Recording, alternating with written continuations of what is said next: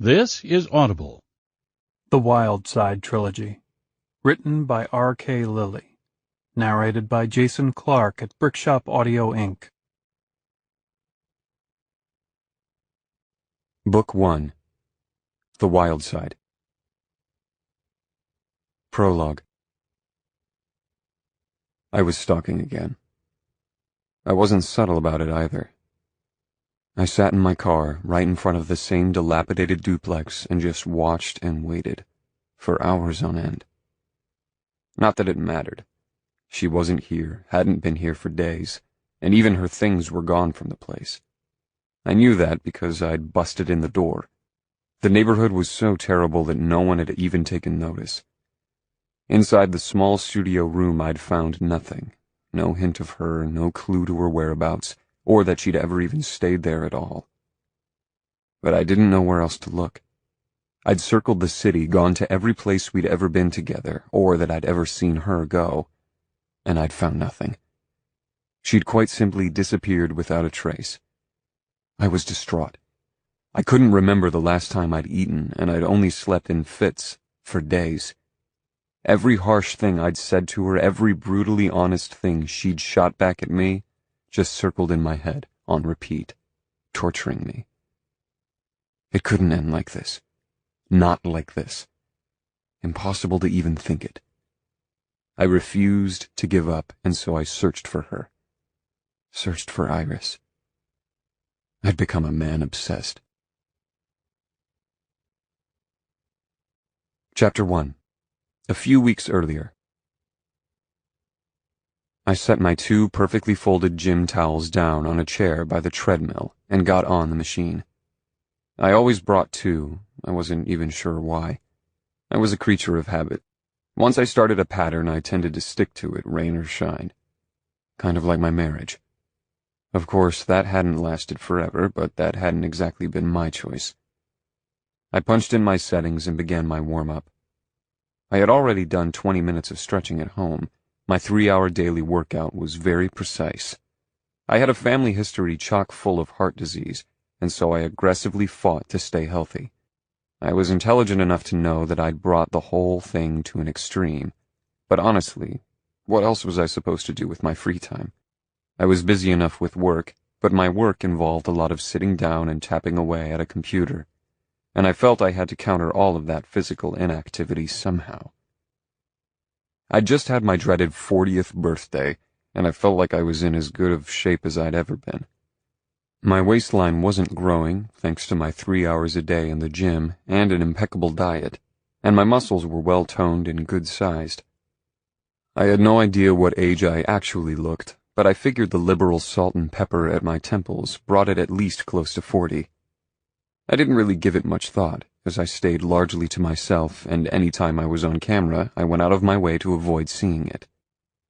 The gym was busy, as it usually was, so my time there was literally the most social I was in an average day, and I usually got away with a nod or a good morning to the receptionist on the way in. That was it. The only verbal interaction in my day. Sometimes I had to talk on the phone for work, and once, maybe twice a year, I did a few television or radio interviews. And that was it. The scary part was, it was effortless for me. It had started with an ugly divorce just over 1 year ago, and slowly shaped its way into this. A sad old man that could have easily embraced a life as a complete recluse. I did still go out of my way to work out at an upscale gym instead of just building one in my house. I had the room. I certainly had the money.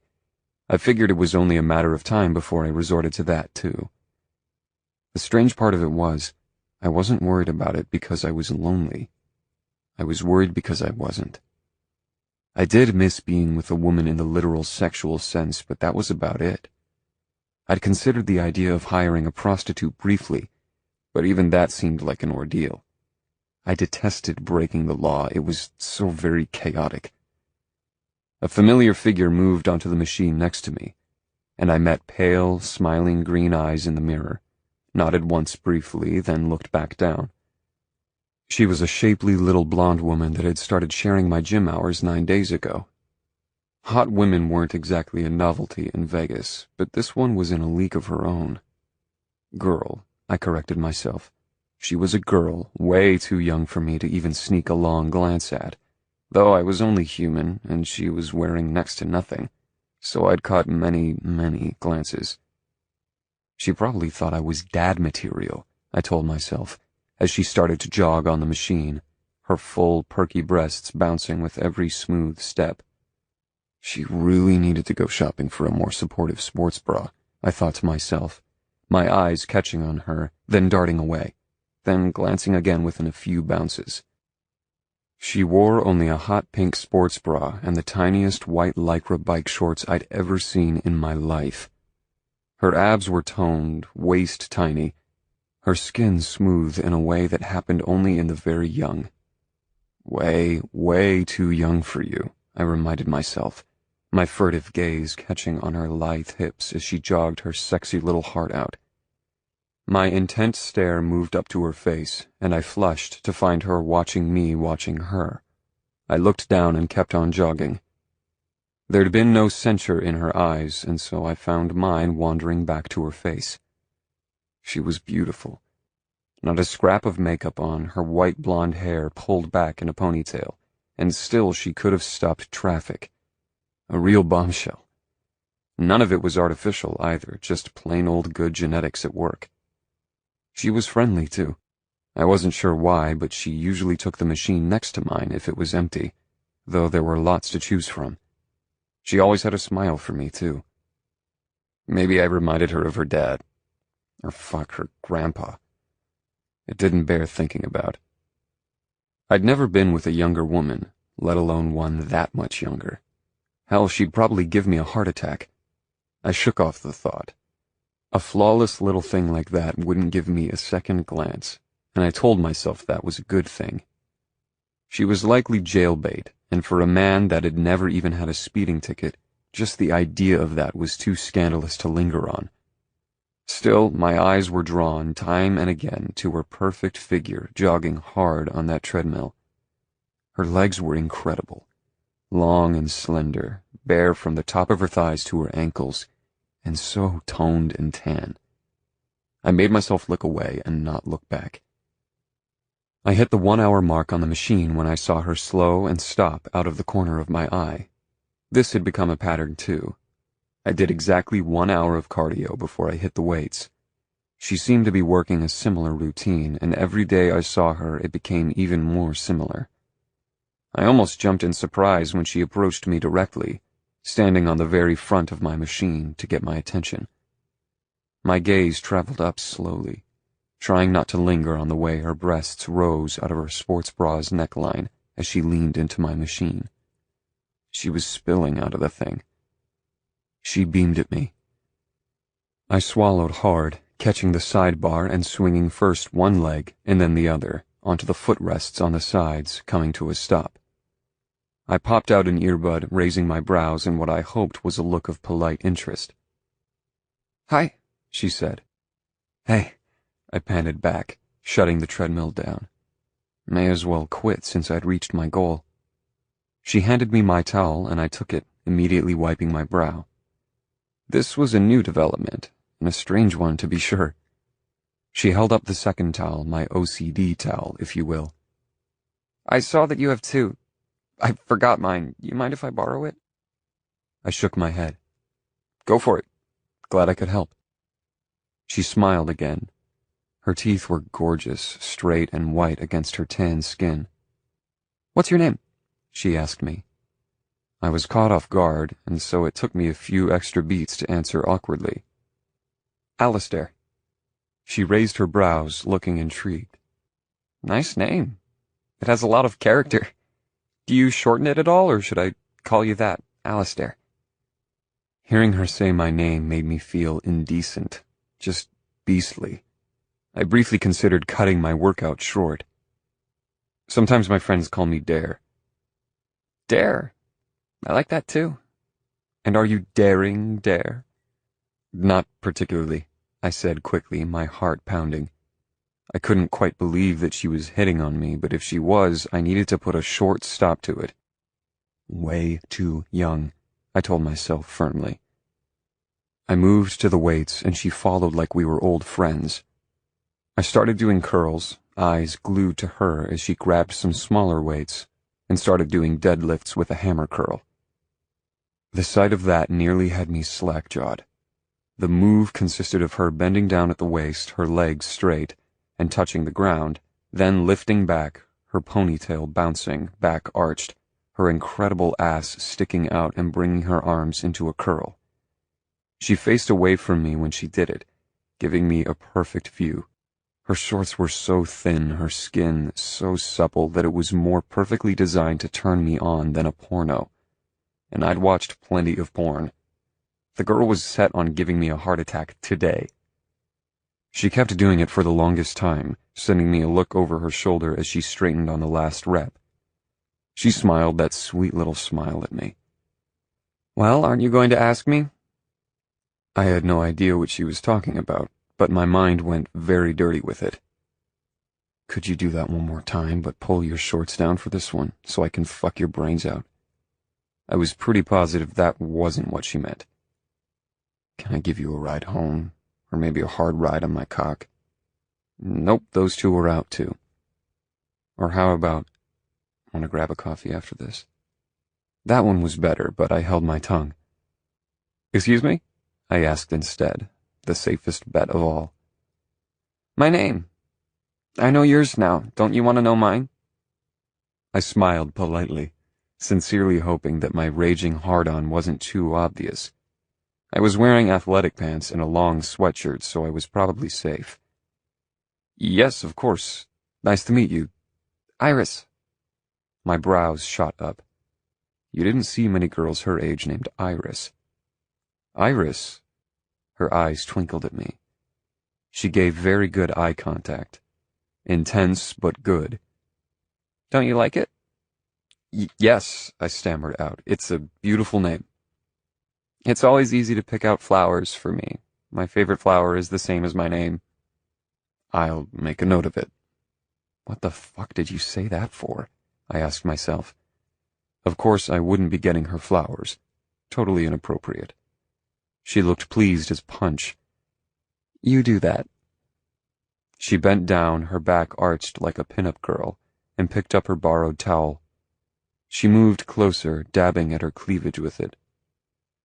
I swallowed hard, my cock throbbing in time to my accelerated heart rate. "Upper body today, huh?" she asked. I was watching her perky tits as she said it, so I blinked like an idiot. Her nipples were hard. I could see them through that flimsy-as-hell bra. The towel moved down to her stomach. She didn't look to be sweating much, but she patted herself down like she was. I was in a full-on sweat. I designed it that way. It made for a better workout, but just then I wanted to strip down. Strip down and pin a naked Iris to the floor. "You're working your upper body today. You alternate, right?" "Oh, yeah." "It's an intense workout you've got going. You training for something in particular?" I shook my head. "Just trying to stay fit. What about you? You clock in 3 hours too, right?" She shrugged. "That's a new thing, though I do enjoy a good workout. Just trying to keep things nice and tight." That made my brain short-circuit. Things are looking very tight. A perfect fit for my cock, my perverted mind added. She came a little closer, almost into my personal space. "Thank you. That's a big compliment coming from a gym regular like you." I couldn't take any more. I turned, put the weights back on the bar, and went into a round of grueling push-ups. When I rose again, she was a few feet away doing French press reps, her chest thrust forward. I turned quickly away and tried not to so much as glance at her. Chapter 2. She kept her distance until I was on the last quarter hour of my routine, making my rounds on the machines. "I bet you have some super special after-workout drink you down after these sessions," she told me as she approached my machine, her tone playful. She got right up in my personal space, her breasts just inches from my face. I looked up at her eyes, mine almost pleading. She had to quit teasing me, whether or not she knew that's what she was doing. I grunted. Admit it, you do, don't you? My mouth twisted wryly. She even had a good personality. She was a sweet little thing. She didn't need to be. She could have gotten by on sheer good looks alone. I have a little something I make. It's a drink, isn't it? I'd bet good cash you make it with a Vitamix and it has kale in it. I coughed out a laugh. You aren't wrong. I'm pretty predictable, huh? She winked at me. Fucking winked. It was adorable and I needed to get away from her. You're a mystery to me. I'm just throwing out guesses trying to figure you out. Now why would you do that? I have to tell you I'm about as boring as they come. She shook her head, her eyes soft. Not at all. You seem fascinating to me, Dare. I wasn't sure why, but that seemed to be my breaking point. I politely excused myself and hit the showers. I was the only one in there, and I did give half a thought to rubbing a quick one off, but I refrained. I'd be home soon enough. I emerged from the showers clad in a fresh white t-shirt and black athletic shorts, to find Iris still hanging near the weights, still in her workout gear, dabbing at her glistening breasts with my towel. Well, I guess she'll be keeping that, I thought, giving it one last longing look before I turned on my heel and headed out. I nearly let the door swing shut on her before I realized that she'd followed me, still in her workout gear, duffel bag in tow. I held the door wide for her, a little worried at her beaming smile. You shower at home? I asked, then wanted to take it back. I did not need a visual of her showering. Yeah, usually. Here. She draped the used towel over my shoulder. My mind went really filthy with the things I'd be doing with it later. Thanks for that. You just headed home now? I nodded, looking over at the parking lot, back at the gym, anywhere but at the too young girl that was too much trouble for my peace of mind. Have a good one, I murmured and walked away. Wait, she called out from behind me when I was halfway through the parking lot. I stopped. She was just a few feet behind. Either she was following me or she was walking somewhere. My pearl-white Model S Tesla was the only car parked this far back. I turned to her, and she was smiling at me, of course. Do you mind giving me a ride? I took a few deep, steadying breaths, wondering what to do. Of course I needed to give her a ride. If the poor girl needed to walk somewhere, she could hardly do it dressed like that. She'd get abducted for sure. I wasn't positive that I wouldn't abduct her myself. Sure, honey. Where you need to go? She pointed at my car, her eyes widening. Is that your ride? It's brilliant. Wow, a Tesla. Just beautiful. I smiled, impressed that she knew what it was, and waved her on. I loved my car, and I got a real kick out of her excited reaction to it. She was good at making me smile. I've never been in one of these before. I just got this one about 8 months ago. Do you like it? Yes, I'm happy with it. Wow, you got the 7-seater. You have any kids? I laughed. No, I have no excuse other than that the salesman was very good at selling me features. We were inside and belted before I looked at her again. I could smell her in the small space.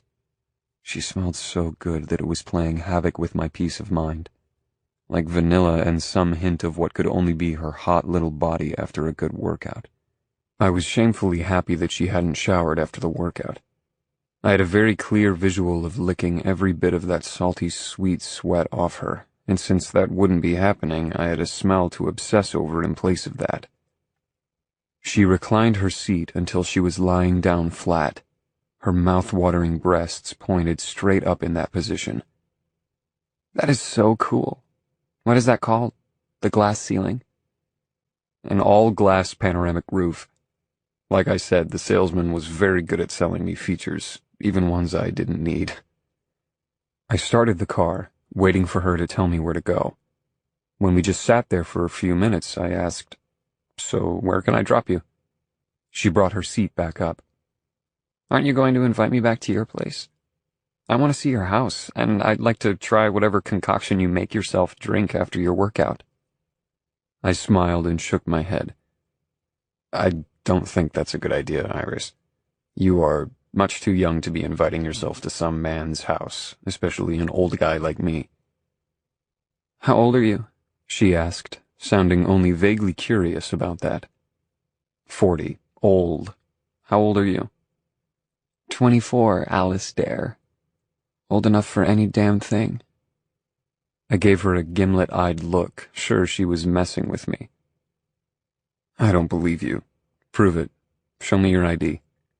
She giggled like I just said the funniest thing, but she did bend forward to fish around in her bag, retrieving a small pink wallet.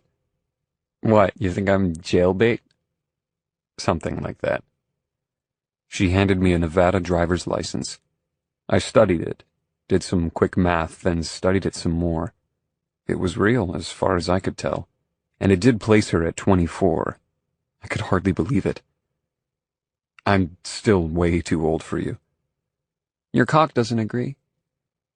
Her tone was so innocent that it took me a moment to process what she'd said.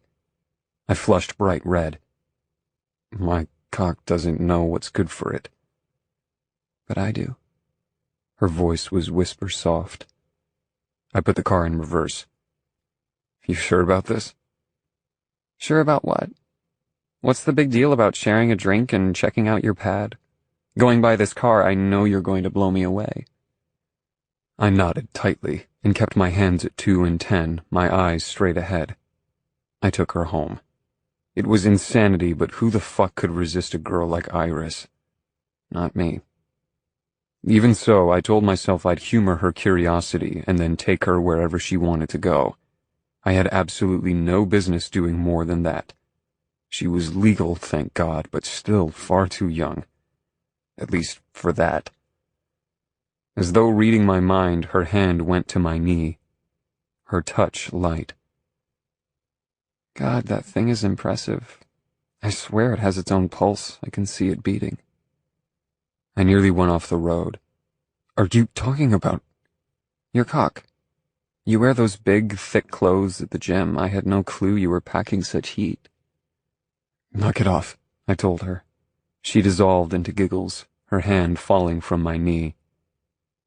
You're just messing with me, aren't you? I asked her with a smile. You can tell I'm harmless, so you're putting me on. Her hand touched the back of my neck, and I nearly jumped out of my skin. She rubbed hard at my nape, and my eyes began to close with the pleasure. I fought to pay attention to the road. I like you, Alistair. Can't you tell? I didn't have a good answer for that. My ex-wife had done a number on me. Married 20 years to the woman, doing everything I could think of to make her happy, and she'd hated my guts. I couldn't have been particularly likable. Iris was friendly and talkative enough, but I noticed that she was not the sort to talk about herself, and I found myself talking too much, which was not at all like me. I live alone in a very big house. It's a waste, really. I should look for something smaller. I was married when I had it built. I didn't intend to be alone when I designed the thing. So you're divorced? Yes, about a year now. And you were married just the one time? I exaggerated a wince, shooting her a sheepish smile. I must seem so old to you, huh? But yeah, just the one time, for 20 years. She whistled. 20 years? What happened? I just shook my head. I couldn't talk about it without sounding bitter, and I didn't want to come across that way. Not to her. And you're not old, Alistair. You're distinguished. That surprised a laugh out of me. Oh, that's rich. Yes, I'm apparently very distinguished, and you're young enough to be my daughter. Only if you had me when you were 16. Do you have any kids? No, I always thought I would, but time just slipped away. I'm too old now, I think. I like kids, though. You're not too old. That's ridiculous. Look at your hard-on. That thing looks like it wants to make babies right now. I sent her a censuring look and tried to make it convincing. She just gave me an irrepressible smile. We got to the gates of my community. I waved to the security guard and he nodded back, letting me in. I saw him shoot Iris one quick glance, his expression indecipherable as we went by. Oh, I bet we just started some good rumors. Alistair's brought home a young, scantily clad girl again. I shifted uncomfortably, but couldn't stifle my urge to correct her. Not again. I don't do this sort of thing. Not ever. Not ever? And what sort of thing are we calling this now, Dare? I'm dying to know. Bring women home. Especially very young women. I've never done this.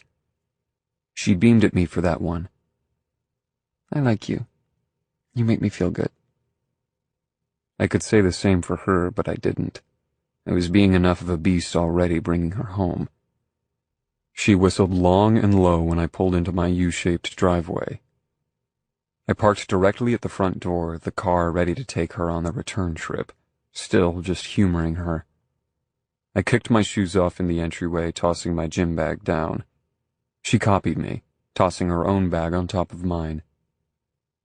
You can use my shower, I told her, my eyes all over her naked skin. You're a doll. I'll do that. God, you're tall. She moved to stand right in front of me, her hand up as though to measure. I was over the 6-foot mark and she was just the right height to tuck her little blonde head under my chin. I shook off that ridiculous image.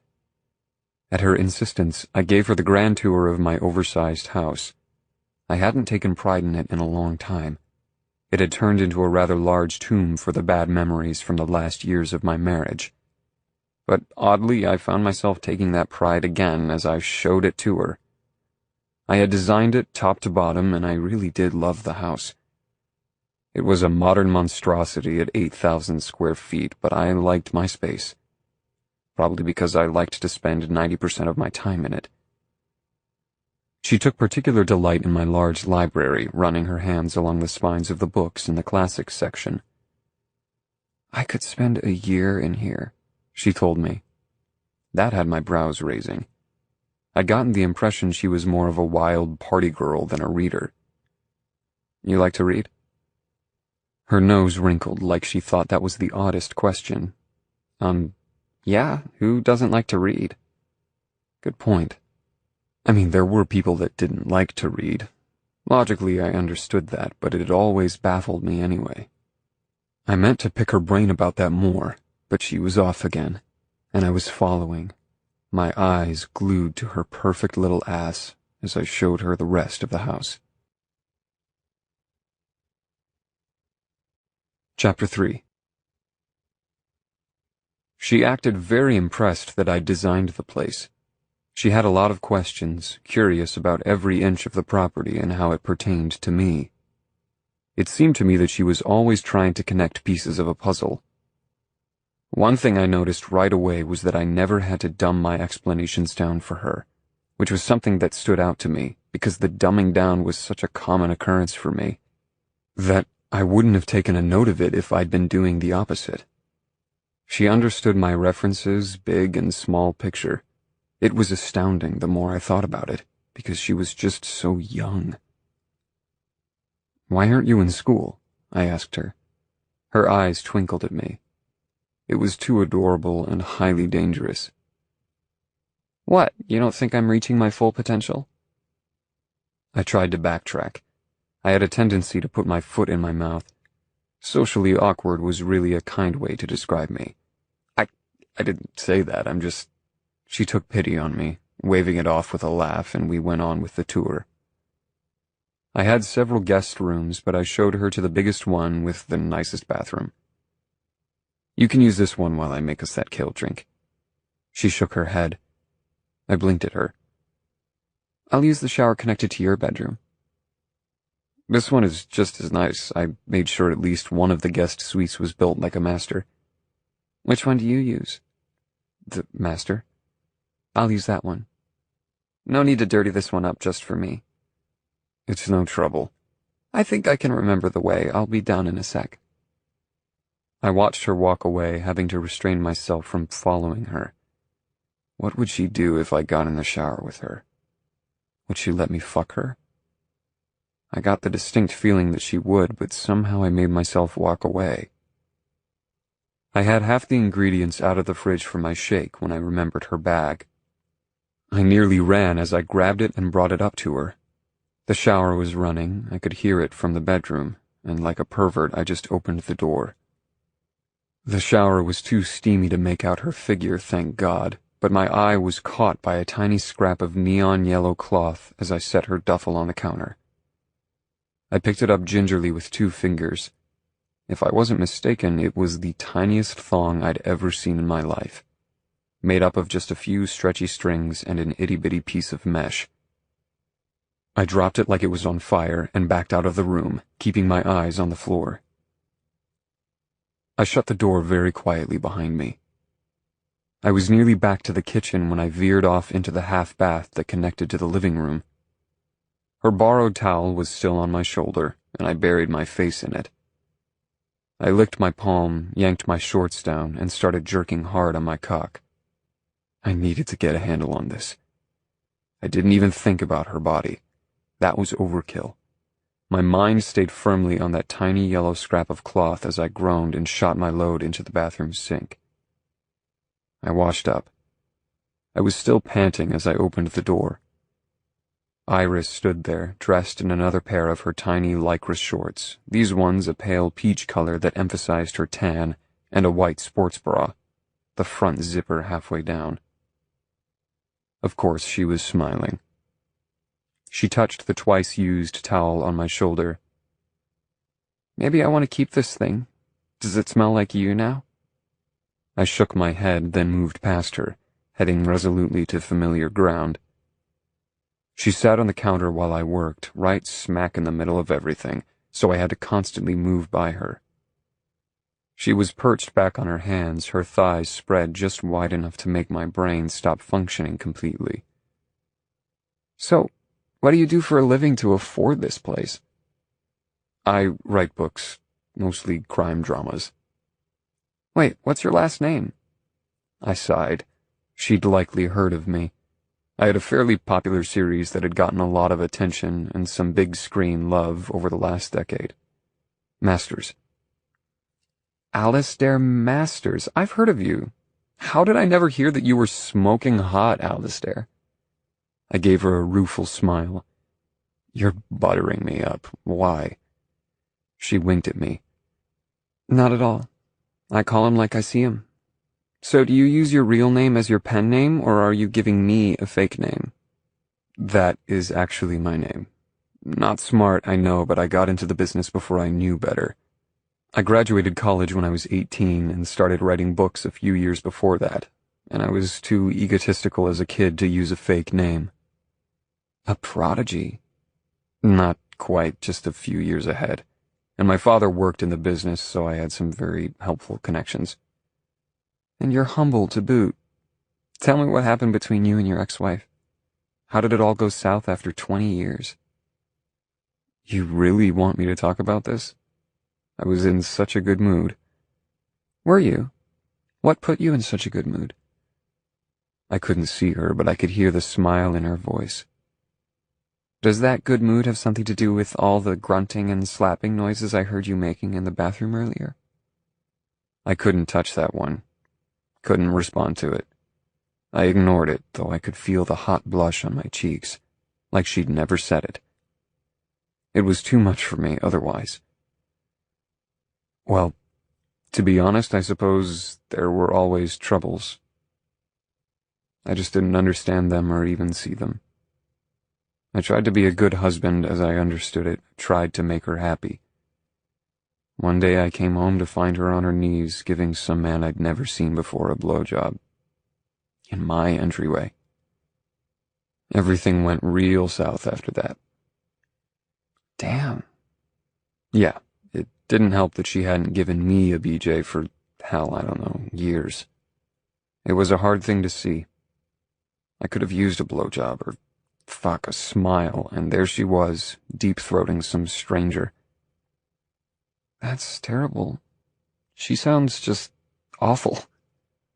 Well, I guess it was love because I hear she's marrying the guy who is way younger than her, by the way. Apparently I was just the husband that was holding her back. Of course, she took every penny she could in the divorce, so at least she doesn't mind my money. Wow. Yeah. Never even thought of a prenup. I was 20 and assumed I was getting married forever. How old was she when you got married? 23. Which was the last time I dated someone your age. But enough about me, let's talk about you. Are you in college? I'd already surmised that she wasn't, but I was trying my best to be polite. Nope. Where do you work? Here and there. I was working as a cigarette girl at a casino, but it was a temporary gig. Now I'm in between. I got a job offer at Hooters that I'm considering. I shot a glance at her chest. They'd eat you up, wouldn't they? She giggled. What about you, Dare? Would you eat me up? I nearly cut my fingers off. I took a moment to compose myself as I shoved the kale, carrots, white tea, cucumber, strawberries, ginger, and spinach into my Vitamix, filling it to the top. I blended it until it was smooth liquid. I poured 2 glasses, sliding one to her. I took my own to the table in the breakfast nook. She joined me, taking a long drink. Not bad. Not good, but it obviously works. Keeps you fit enough, huh? I drank mine in a few big chugs. She finished hers slowly. I knew she was teasing me when she licked the rim of her empty cup. The girl got a kick out of driving me wild. She rolled the empty glass between her exposed cleavage, giving me very solid eye contact. What now? I took a few deep, steadying breaths. I can take you wherever you want. Just say the word. She beamed. Let's watch some TV. I was incapable of telling her no, and she insisted on the theater room, but she wanted to watch cable. Bad cable. She sat on the bench seat, and I sat a safe 2 feet away from her. She picked something god-awful to watch, some reality show about gypsies living in the States. It didn't matter. I couldn't have paid attention to that screen if my life had depended on it just then. She kept inching closer to me. She laughed at something on the show, then said, Can you turn the lights up? How bright can you make it in here? I showed her. Can we watch this in your bedroom? She asked, and I could feel her looking at me.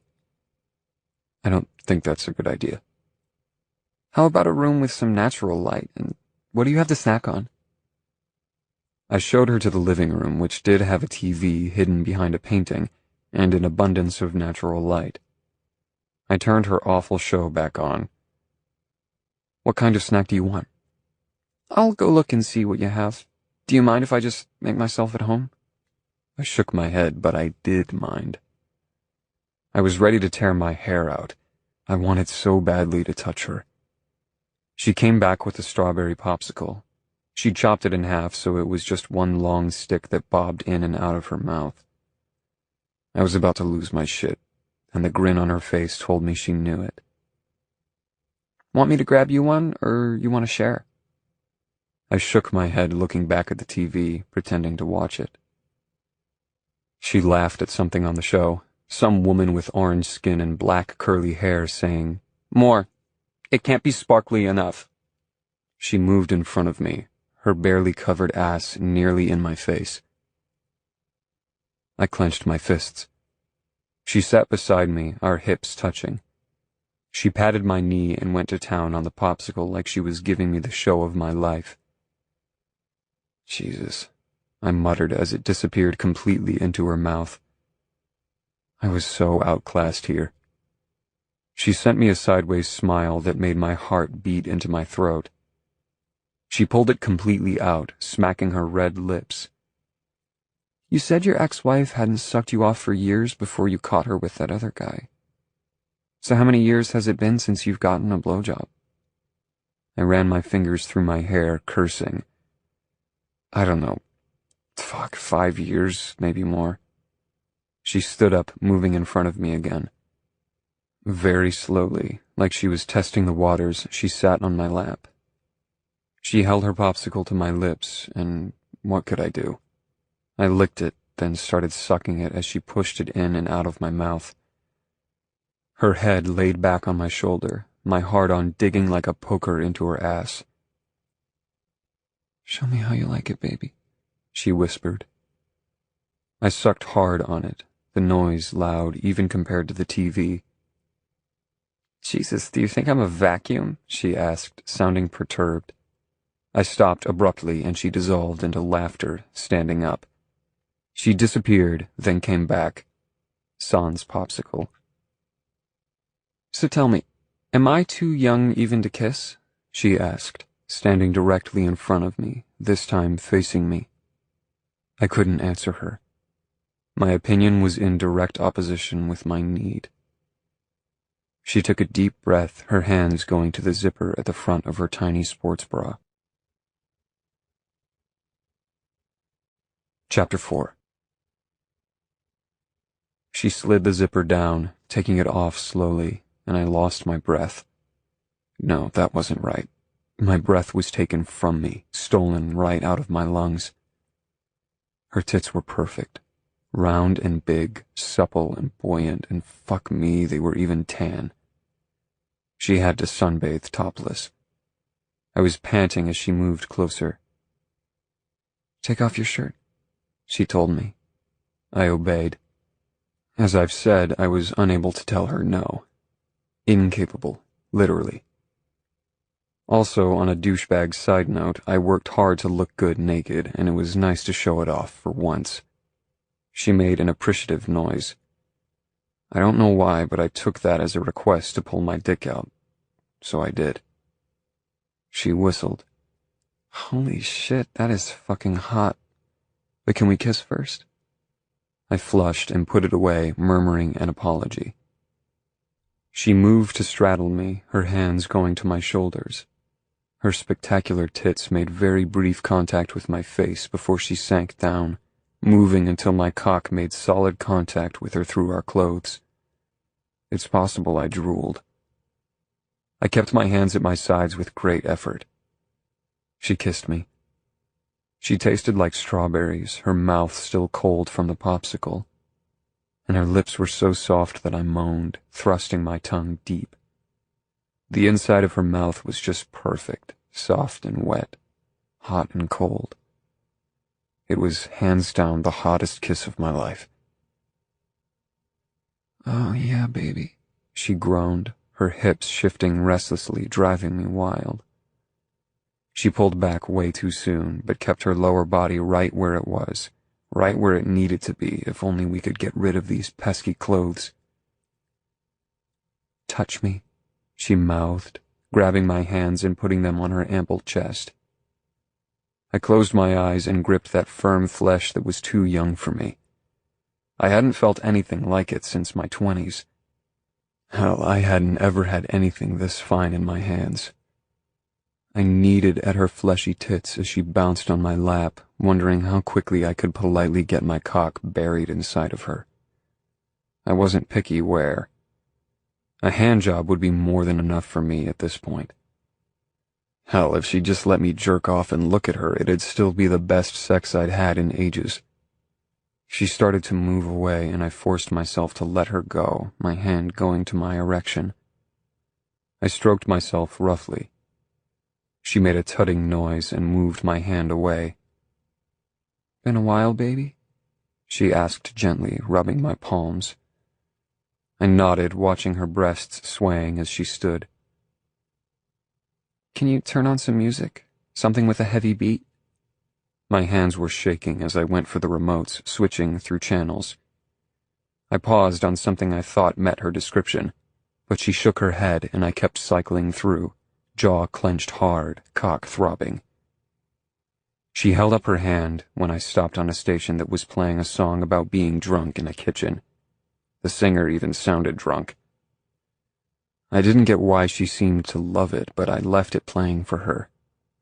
I'd been throbbing with need every millisecond of that ridiculous interaction. I was starting to think she was just planning to tease me. If that was the case, I needed to go rub another one off in the bathroom, if I was going to live through this. She started dancing to the music. She could move. These young folks with that twerking, I thought, just like an old fart. I watched her pliant flesh gyrate in front of me, at a loss as to what I was supposed to be doing. My hand went back to my cock. "Hands off, that's mine," she told me, and I put my palm very heavily back at my side. She turned, her butt way too close to my face, her hips thrusting back and forth. Meanwhile, my satellite radio was still playing that drunk song, the singer now repeating the word surfboard for no reason that I could fathom. Finally snapping, I grabbed her hips and buried my face in her ass. I licked her, thrusting my tongue hard into her tiny little booty shorts covered derriere. There wasn't a part of her I wouldn't have licked just for the contact. She gasped and pulled away. I would have apologized if I could have found the breath. "Not this time, baby," said Iris, sinking to her knees between my legs. "Pull my hair," she told me as she uncovered my throbbing cock. I gripped 2 hands into it. It was soft and silky and baby fine. My eyes were unblinking on her as she wrapped her lush lips around my tip, then sank down, her tongue rubbing me as she worked her way down my shaft. Then her hot throat gripping me as she took me deeper. Fuck, Iris. Fuck me, that feels so good. Don't choke yourself now, you can use your hands. Oh yeah, just like that. Keep doing that. I moved her head up and down as I spoke, the words bursting out of me 100% of their own volition. Was this what a midlife crisis felt like? I was a bit young for it, but hell, if I had a better explanation for this senseless plunge into chaos. Regardless of how I wanted to label it, though, it felt incredible. I was getting close when she started to pull back. I fought her for a moment, shoving deep down her throat until I realized how wrong that was and let her go. It took every ounce of self-control I possessed. She smiled, licking her lips as she came up for air. "I just had one question. You want a money shot, or would you like it better if I swallowed?" I shook my head at a loss. Fuck if I knew. That was like choosing between one of her perfect tits. They were both amazing. She smiled her siren's smile and went back to sucking me into oblivion. I shouted a warning at her just before I came. She sucked me deeper, then moved up until her lips were milking at my tip. She swallowed every drop of the liquid that shot out of me. I decided I liked that better. When she came up for air, her lips were swollen from her efforts, and she licked them with a smile. It was the sexiest thing I'd ever seen in the entire sad 40 years of my life. I wasn't one to fall asleep after sex, but I seemed to pass out cold after that. I woke up lying on my couch, a pillow under my head, and a blanket pulled over my shoulders. That sweet girl had tucked me in. I sat up looking around. The house was completely dark. I charged through the first floor like a raging bull, turning on lights, looking for any sign of her. There was none. Her shoes were missing from the front door. I went upstairs and checked in my bathroom to see if she'd taken her bag. She had. It was there I discovered the message she'd left me.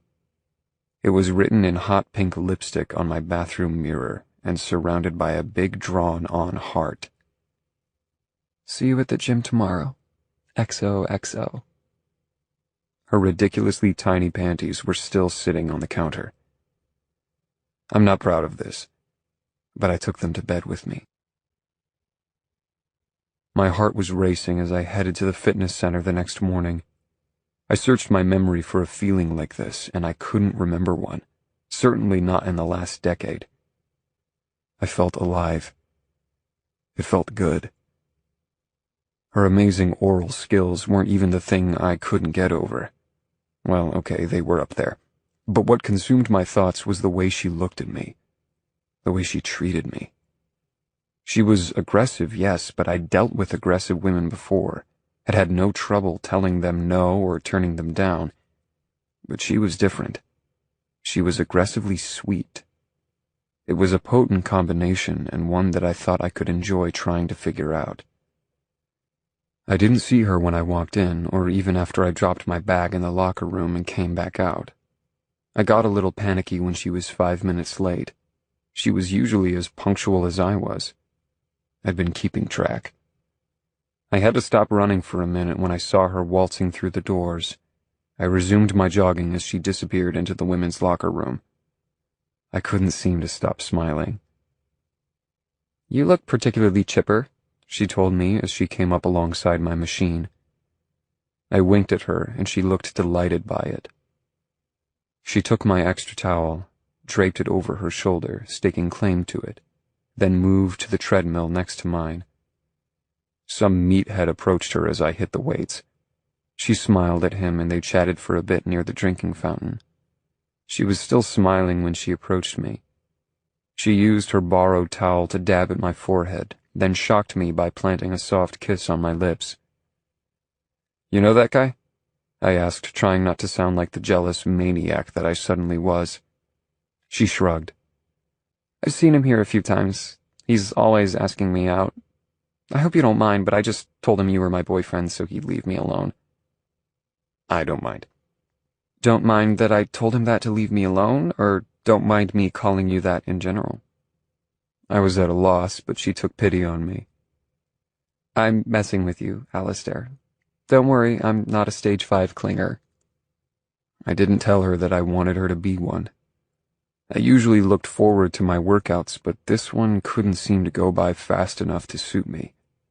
Just an hour and a half in, and I found myself asking her, "Do you have any plans today?" "I have plans later tonight, but not until late." I wanted to ask her what the evening's plans consisted of, but I was afraid of the answer. She was a wild thing, and I wasn't sure I wanted to know what all that wildness might entail. I liked this little fantasy of mine, where she only acted like this for me. "Want to cut out now, head back to my place?" The words came out of me before I could stop them. "I'd love to." "Great. I'll go shower and we can take off." Her hand on my arm stopped me. "Wait, don't. You can shower at home." She didn't have to tell me twice. We were driving about halfway to my place before she said, "Are you afraid to touch me, Alistair? Do I make you that nervous?" I didn't want to answer that. She didn't press the issue, but she grabbed my hand, putting it on her thigh. I started rubbing. Her thigh felt so good, so firm, the skin so soft. She was too much for me. I'd been starved for too long. My hand just kept moving up, though I willed it to stay still. We were nearly to the gates of my community when I made it to her pussy.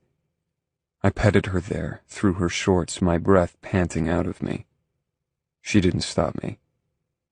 I pulled over to the shoulder of the road, watching my hand as I softly rubbed her. It was a fairly secluded street, so we had just enough privacy to make me bold. She grabbed the waistband of her hot pants, they were light blue today, and pulled them down, showing me tanned skin that led all the way to the tiny patch of hair between her thighs. She was a natural blonde, apparently. I cursed a long and fluent tirade. This chick was so far out of my league. She smiled and guided my hand into her panties.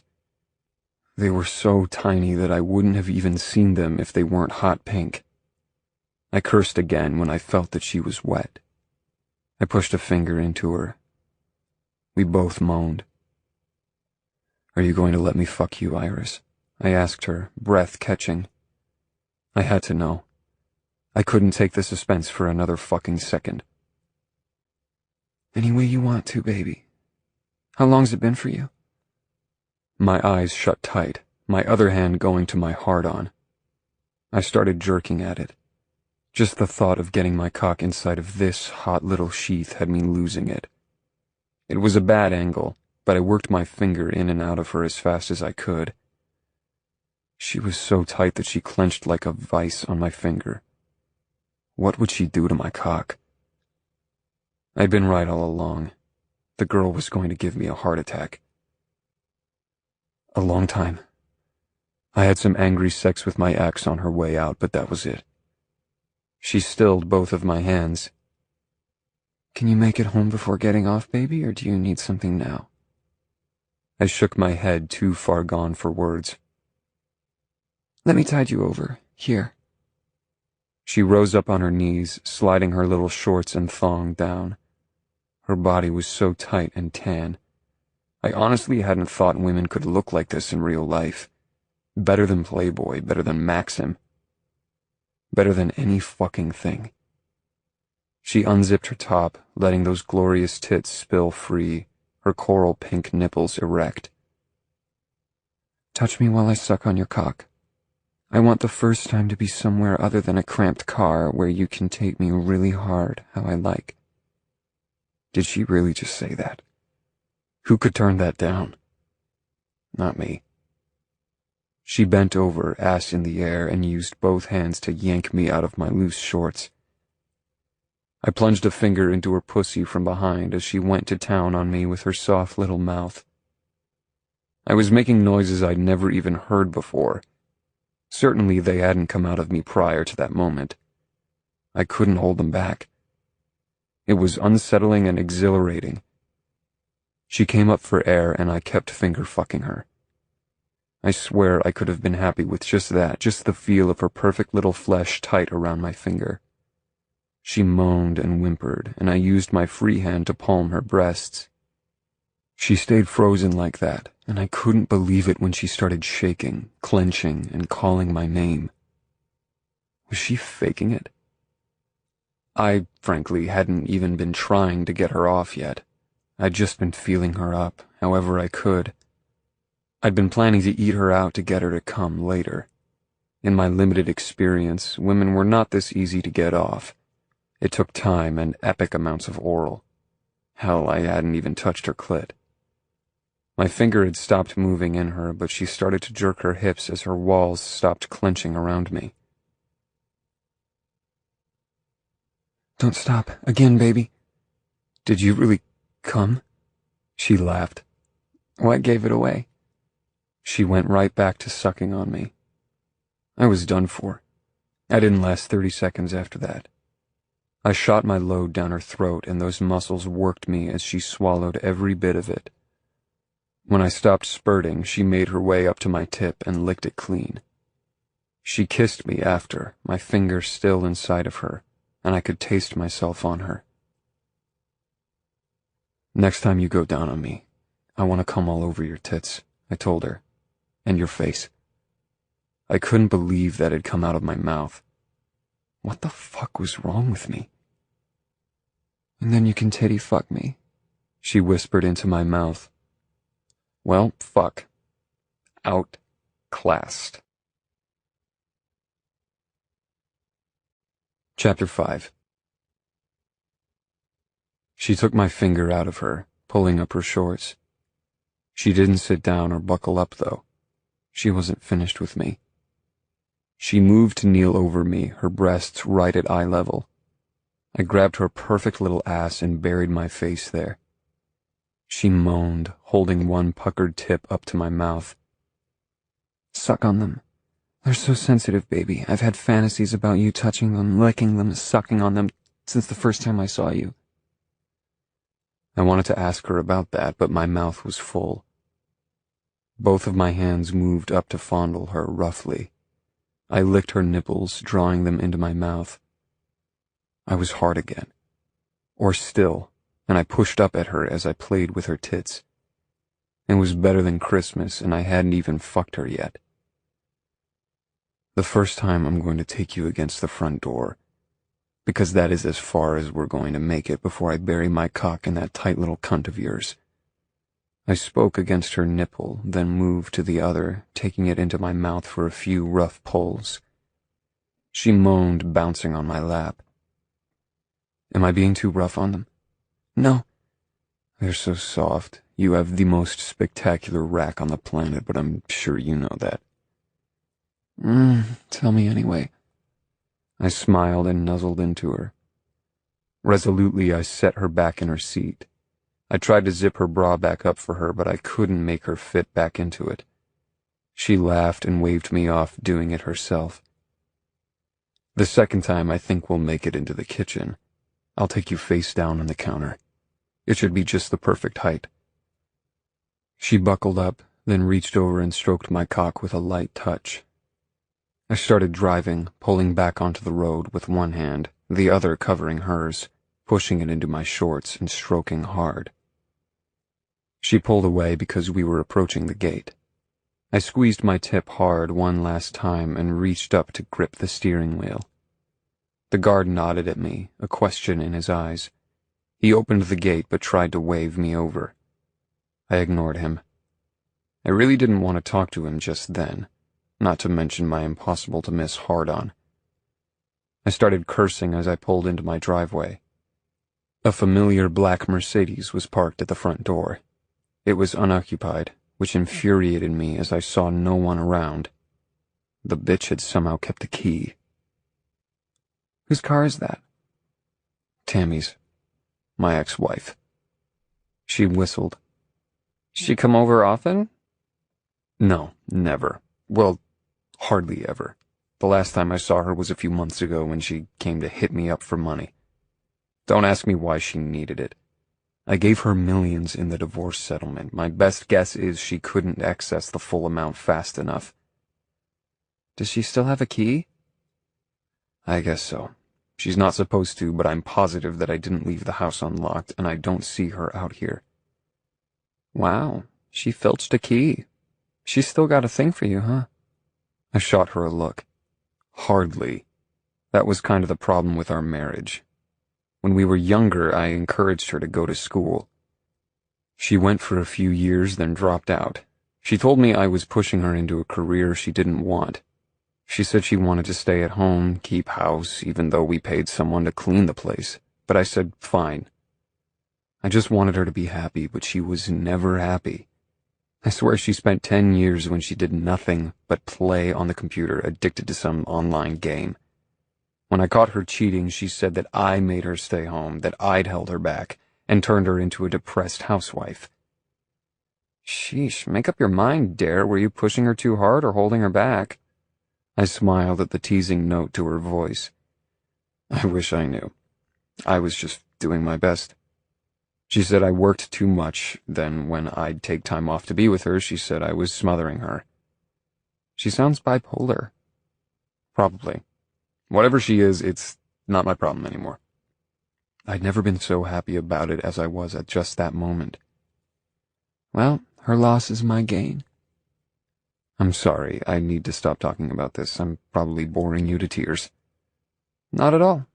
I want to hear it. I want to know everything, every piece of the puzzle. Me being the puzzle? Of course. I thought that was encouraging, and I loved that she thought of people as puzzles. I thought the same. I sighed heavily. She doesn't seem to be coming out. I guess I should get this over with. So, I get to meet your ex already. Why did she look gleeful at the prospect? What do you mean already? Were you planning to meet her later? She winked at me. Well, yeah, eventually. It was inevitable, right? What the hell did she mean by that? I couldn't begin to guess.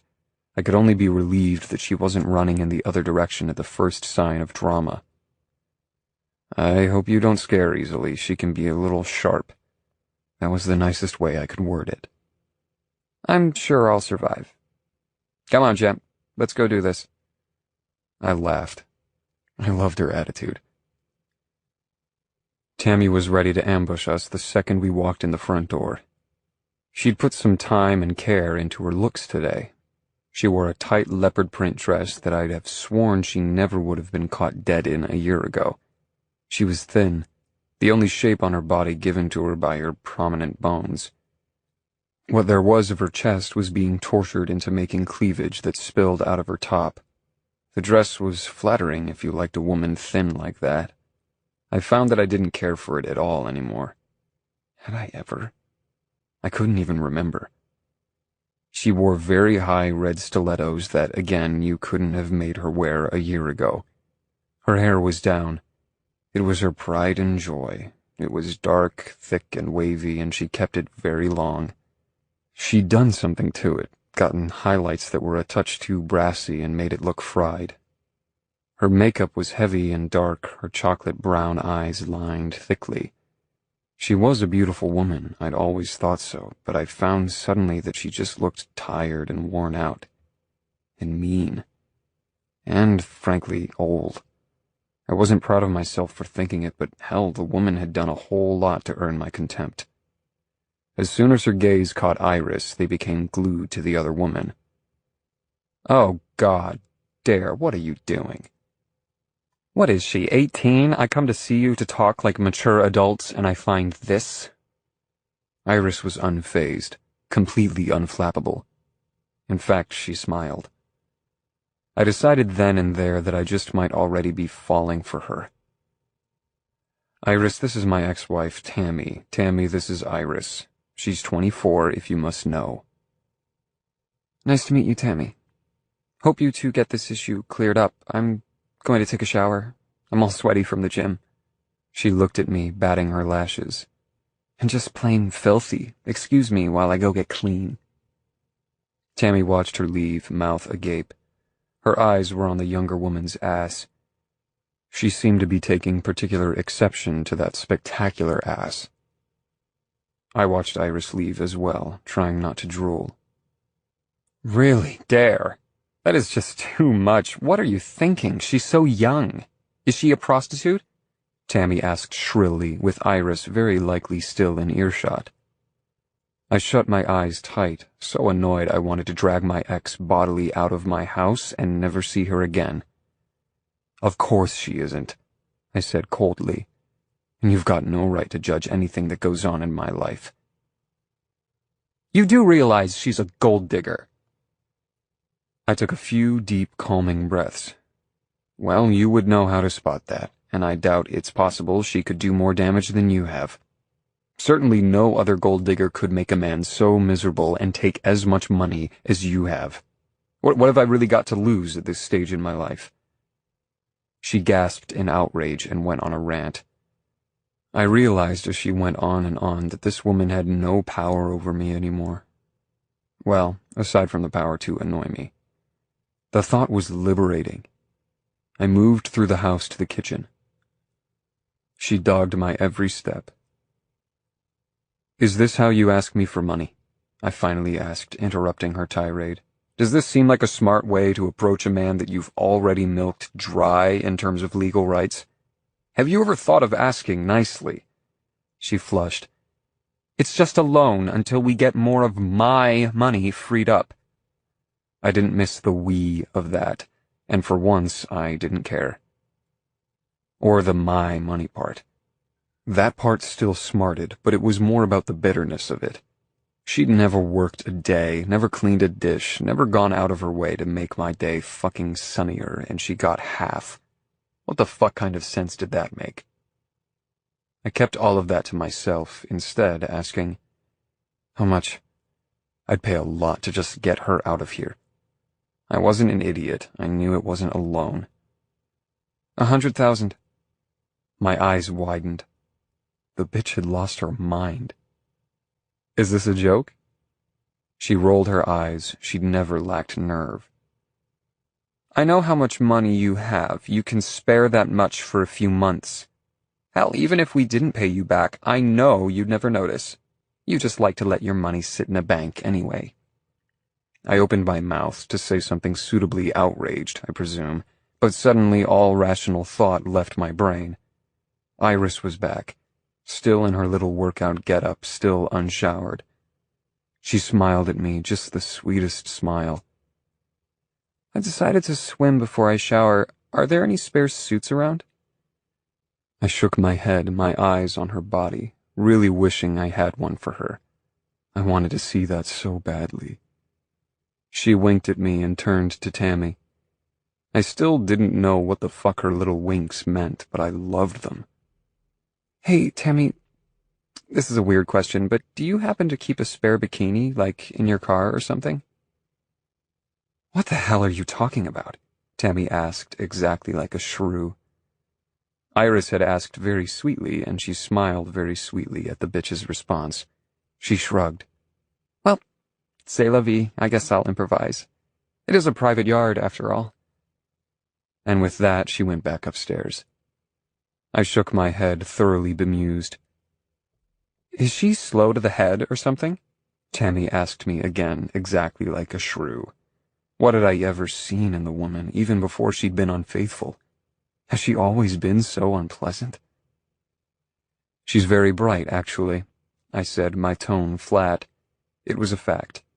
Tammy was trying to make me defensive about the other woman's intelligence, and she couldn't have found a less sore spot to pick on.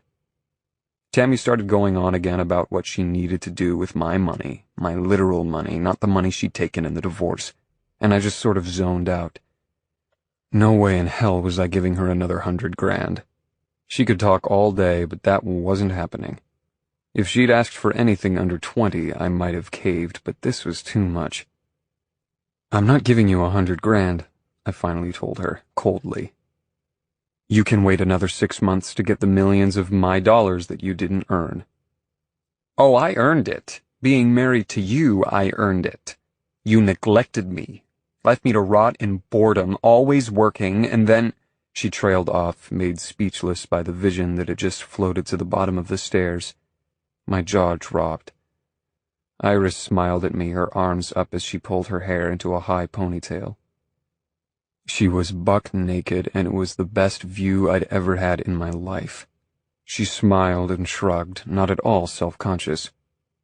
Sorry, I really wanted to swim. Where are your pool towels? I pointed to the bathroom that led out into the backyard, trying hard to get my jaw to work well enough to close my mouth again. She waltzed right up, going on tiptoe to rub her lips against mine in the softest kiss. I grabbed her ponytail, shoving my tongue into her mouth. I was a ravenous beast.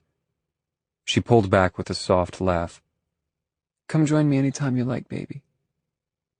She walked away, and I let her, but only because the alternative was to mount her on the floor with my ex-wife in the room. Chapter 6. Iris didn't leave right away, instead walking into the kitchen, opening the refrigerator and pulling out 2 bottles of water. She stopped directly in front of Tammy, smiling blandly, and giving the other woman a very clear head-to-toe view of her flawless competition. It had to be demoralizing. Tammy had never looked that good, not for 1 second in her entire life. No one had. But she particularly didn't now. Iris was in a class all on her own. Hope you get this all settled, guys. Nice to meet you, Tammy. With that, Iris walked out the back door, and I watched her perfect butt with every step until she was out of sight. I turned to Tammy. Give me your key and get out. She was trembling with rage. I thought that interaction had to be a blow to her ego at the very least. You? She wasn't taking my new attitude very well. She'd always gotten me to do whatever the hell she wanted, but I wasn't playing that game anymore. It was amazing what having your cock sucked by a much younger woman could do for a man's self-esteem. I shook my head and followed Iris. No way could I pass up the opportunity. I shut the door very decisively behind me. Tammy had best not even think of following me. Sure enough, Iris was still naked, bouncing slowly on the diving board. She grinned huge when she saw me. Good. Will you rub some suntan oil on me? I found a bottle in the cupboard with the towels. I nodded, eyes glued to her. If she had asked me to lick her asshole while she cut the lawn with her teeth, I would have agreed to it. I would have agreed to any fucking thing right then. Watch this first, she called, bouncing harder on the board. I walked to the edge of the pool, mesmerized. I had thought that I hoped Tammy had left, but it was a fleeting thought. I couldn't keep it in my head for even a second, watching the perfect globes of Iris's bare breasts swaying in broad daylight. I pulled my dick out and started stroking it. She giggled and made a running jump off the board, jackknifing into the water. It was amazing. She was some diver. I jerked harder. She sliced through the water, swimming smoothly to the other side of the water directly across from me. Half of the pool was strategically covered by a few large shade sails. She climbed out, perching herself on the edge on that shaded half.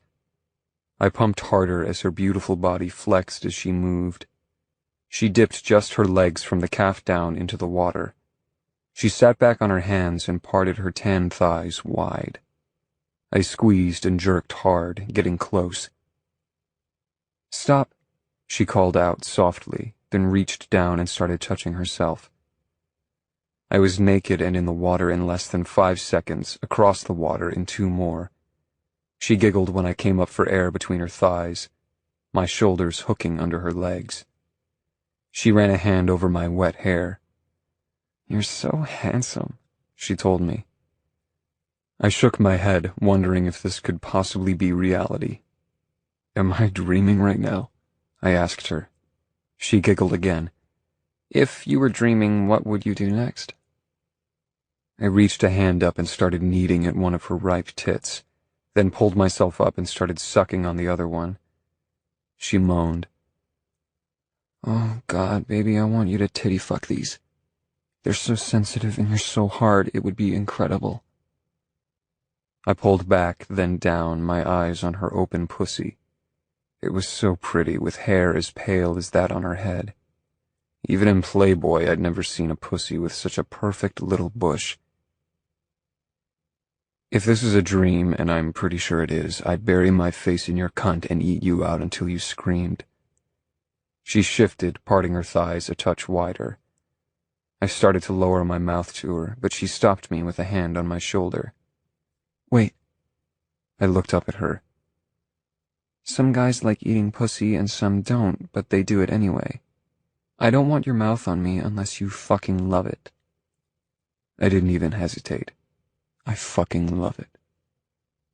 She let me at it, and I went to town on her, licking, sucking, nuzzling, my hands just as busy, groping at her breast with one hand, finger-fucking her with the other. She gripped my hair, splayed out for me while I tongue-fucked her. I was true to my word. I made her scream, and unless I was dreaming, she came against my busy mouth 3 times. It was beautiful. Finally, I pulled back, desperate, done for. "Let's go upstairs," I told her gruffly, climbing out of the water. She rose, looking a little shaky, and grabbed my hand. I watched her knees, finding it so endearing that I'd made them weak. "God, you're so good. Your tongue, my word, Dare." I couldn't stop smiling as I tugged her inside. There was no sign of Tammy, thank God, as I dragged Iris through the house and up the stairs to my room. I had her pinned to the tiled wall in my shower, one lush thigh thrown over my forearm, erection poised right at her entrance. I was watching raptly, about to sink in, shaking with need, when I realized that someone was pounding hard at my bedroom door. I couldn't quite believe it when I recognized Tammy's shrewish voice screaming for me to open up. My mind just couldn't process that she was still there. Iris and I were on a different planet right now, as far as I was concerned. "Ignore her. I want you inside of me." I shut my eyes, inching my throbbing cock back a bit. "I don't want her anywhere near us the first time we get to do this." "Fuck me," Iris mouthed. "Who cares what she's doing? Let her yell, just so long as you make me scream again." I tried again, my whole body shaking with the effort to go slowly, when Tammy's shrill voice penetrated once again. "I'm sorry, I can't let the first time be like this. I'm glad she's not scaring you off, but I need to get rid of her before we do this." I let her leg drop. She kissed my shoulder and moved away out of the shower. She started drying herself, and I shut off the water and got out, watching her. I dripped all over the floor before she was done, but still I couldn't move. She smiled at me, moving into the bedroom, dropping her towel on her way to the bed. I grabbed another for myself and followed. Iris sprawled out on her back, her hips on the edge of the mattress. She lifted each of her ankles slowly, digging her heels into the bed, her legs parted wide enough to give me the view of a lifetime. I dried off as I approached her, cursing as I got closer and took in the full effect of her. Tammy had stopped making a racket, and so I dropped to my knees right in front of Iris, between her parted thighs. I leaned close, breathing her in for one long moment, and then I started lapping at her. I ate her out again, licking, nuzzling, pushing 2 fingers in hard while I sucked oh so softly at her clit. She gasped and clutched at my hair. I felt her clenching rhythmically on my finger and pulled back to watch her coming. Again. She was just so wonderfully responsive. It was the polar opposite of what I was used to. The pounding started up again, and I pulled back from Iris with a curse. 5 minutes, I told her, and then I'm going to fuck you until we both pass out cold. She smiled, stretching her beautiful lithe body, flexing with the motion. She rolled over onto her belly, looking like she was about to drift off. "If I fall asleep," she murmured, affirming my suspicions, "just wake me up. Do whatever you like with me, baby. Fuck me awake if you need to." I shook myself. This just couldn't be reality. I bent down, nuzzling my face into her ass. She gasped, but she didn't stop me, and I moved up her body, kissing each of the sweet little dimples above her butt before I pulled away. Tammy had her hand raised to pound again when I opened the door on her. I hadn't even bothered to put on pants, and I was still hard and throbbing, but I just didn't care. I wanted her out of there 5 minutes ago, so all of my wildest fantasies could just keep marching on. "You're leaving, right this second, or I'm calling the police," I told her, authority in my voice. She gasped, her eyes flying to my errant cock. I grabbed her arm and started marching her through the hallway and down the stairs. She went easily enough until we hit the front door, then she whirled on me again. I could see right away that her tactic had changed. She licked her lips, eyeing my body. She probably thought my raging hard-on had something to do with her. Not fucking likely. She put a hand to my chest, licking her lips again. "I just want to talk. Get that slut out of here and we can talk. I'm serious here, Dare." I opened the door, holding out my hand. "Give me the key, and don't call her a slut.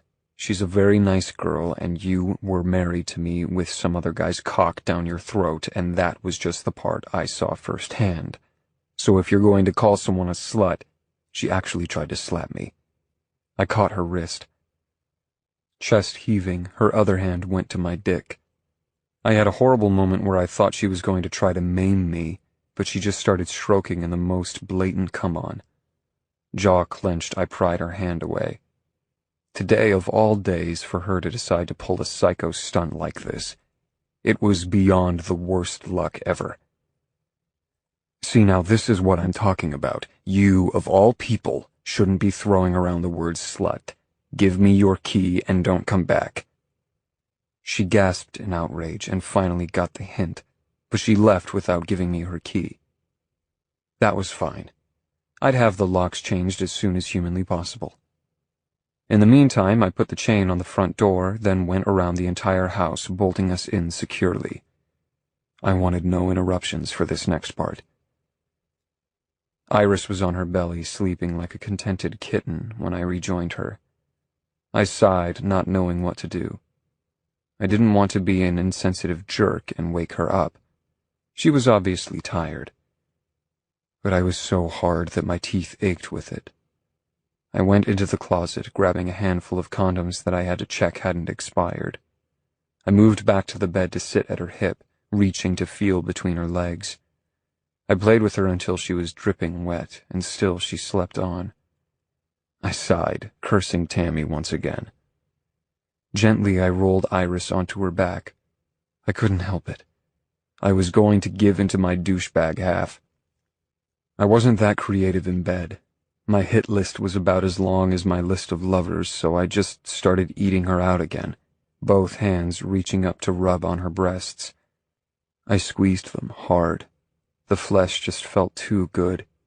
I squeezed until I heard her moan and then stopped because I wasn't sure if it had been a moan of pleasure or pain. I moved up her body, pushing her breasts together while I licked and sucked at each one, my cock grinding hard into her inner thigh. I didn't want her to be asleep the first time I got inside of her, but I was quickly running out of every bit of my self-control.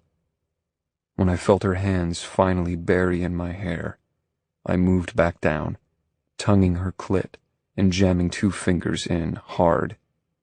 I worked her for less than a minute before she was falling apart. She clutched me as she cried out her release. It was ridiculous how easy it was to make her come. It felt like cheating. I barely had to work for it. Chapter 7. I pulled back to stare at her. "You okay?" I asked her.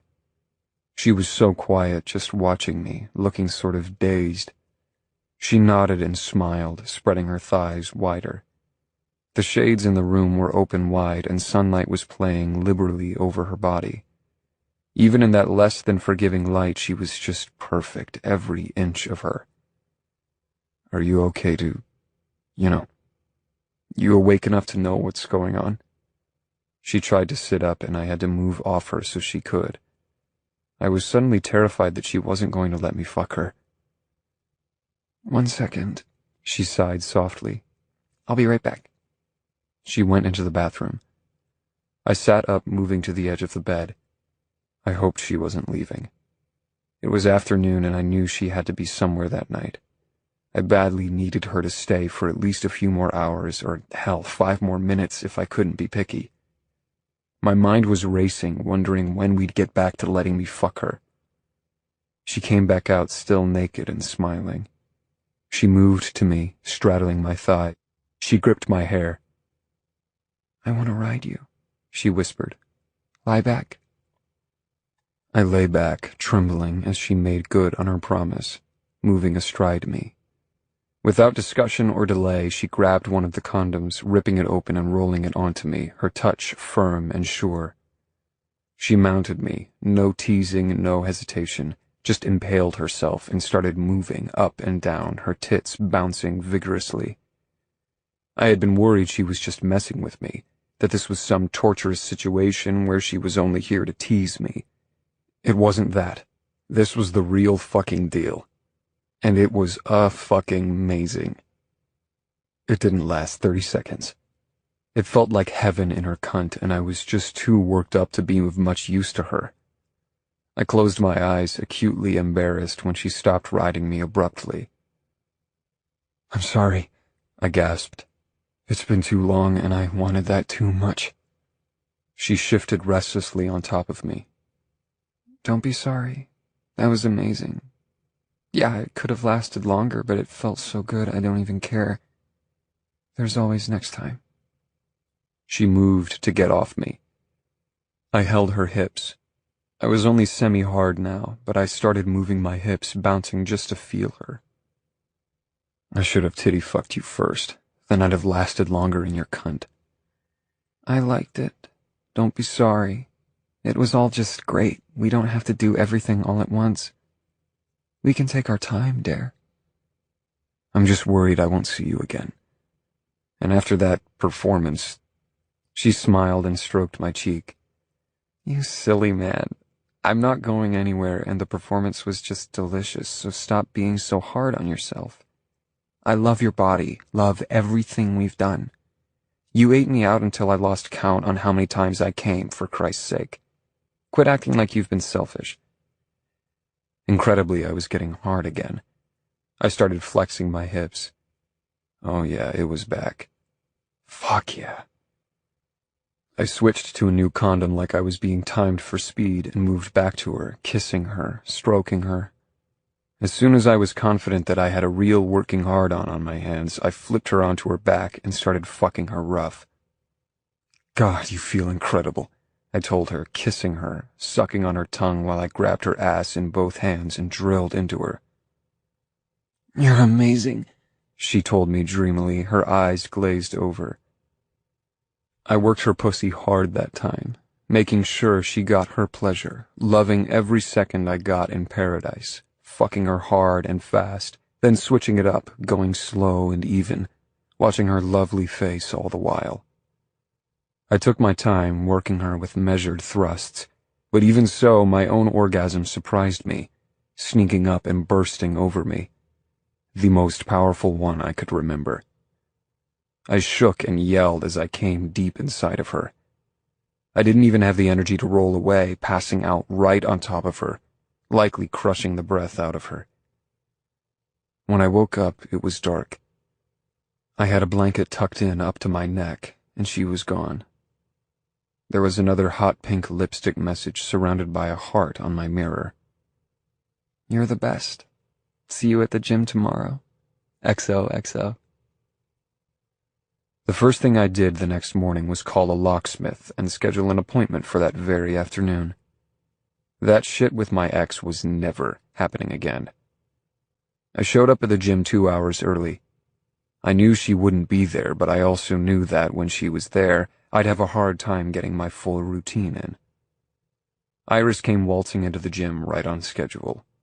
It was busy, and I had a perfect view of her from where I was doing my oblique raises on a power tower, so I didn't miss the fact that every single guy, and even a few of the women, stopped what they were doing to give her admiring glances, or hell, openly gaping. I lowered myself until my feet touched the ground, drinking her in. She was a bombshell, there was no question. She wore neon yellow shorts today with a black sports bra. Her running shoes matched her shorts. Her hair was scraped up into a messy ponytail, and she looked good enough to eat. And she came right to me, looked only at me. It was surreal. She didn't stop when she reached me, instead walked right into me, throwing her arms around my neck and pressing close. She pulled my head down to hers and started kissing. I kissed her back, running my hands over her shoulders, down her spine, and to her ass. It wasn't long before I was gripping it in both hands and grinding against her. She pulled back with a giggle. I was just saying hi, you're going to get us into trouble, Dare. I blinked, trying to come out of my lust haze. She leaned close, pulling my head down to speak into my ear. You were incredible yesterday. Best sex of my life, bar none. I swallowed hard. Christ, she was addictive. She moved away and started to stretch, not 5 feet away from me. I meant to resume my workout, but I just found myself watching her, fascinated by every shift of her lithe body. And then, unfortunately, I found myself looking around at the way everyone else was looking at her, with the same rapt attention I was. Some of the looks she was getting, the way the gym rats were eyeing her, had my jealous side coming out. How could I be this jealous, this possessive about a woman I'd only been on speaking terms with for a few days? I didn't know, but it was impossible to deny that it was happening. I'm sorry about my ex-wife yesterday, I told her when she'd moved close again. It really was a miracle she hadn't been scared off. She just hitched up her shoulder in a little shrug that made her breasts shift enough to draw my gaze. Did you see that dress she was wearing? She was all sexed up for you. I think she came there to seduce you. I winced because she was likely right, and I really didn't want her to know it. I did the only thing a man could do with that. I changed the subject. So if that dress was supposed to seduce me, what is that getup you're wearing supposed to do? Make you lose every ounce of good sense you ever had and take a walk on the wild side? Is it working? Of course it was. I didn't even need to answer, as I was pretty sure it was a rhetorical question. I've never seen you wear anything else, I told her, my eyes on her taut belly. I wanted badly to bury my face right there, and lower. She moved close, shamelessly close, digging a soft hand into my hair and gripping. I was going to lose it. You see me wear nothing. That's something else. My vision glazed over. I lost most of my brain function for a few long moments. She kissed my jaw softly once and then moved away, I was frozen, watching her again as she began to lift some light weights. And after a time I began to obsess about how many other men were watching her, and how they were watching her. It was unsettling just how that made me feel. I was not a man prone to physical rages of any kind, but seeing the way they looked at her made me feel violent. "Why do you dress like that?" I asked her quietly the next time she moved close. "You have a beautiful body, but do you have to show off every single inch of it?" I wanted to take back the words the instant they left my mouth. I didn't want to come across like a jealous psychopath, or worse, a chauvinistic ass. Or even, God forbid, unappreciative of the spectacular view she was giving me. Luckily, she seemed unfazed. In fact, she smiled that sweet smile of hers. It was mysterious and too perfect. "You wouldn't have looked twice at me if I wasn't wearing this." That just blew my mind. Could this goddess actually suffer from self-esteem issues? Impossible. Blasphemous. "Honey, I would have been drooling over you if you'd walked in here covered from the neck down in a paper bag."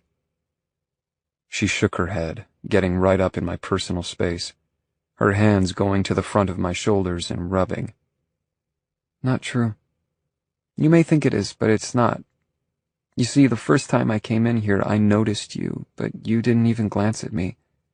I was wearing sweats, and I got nothing from you.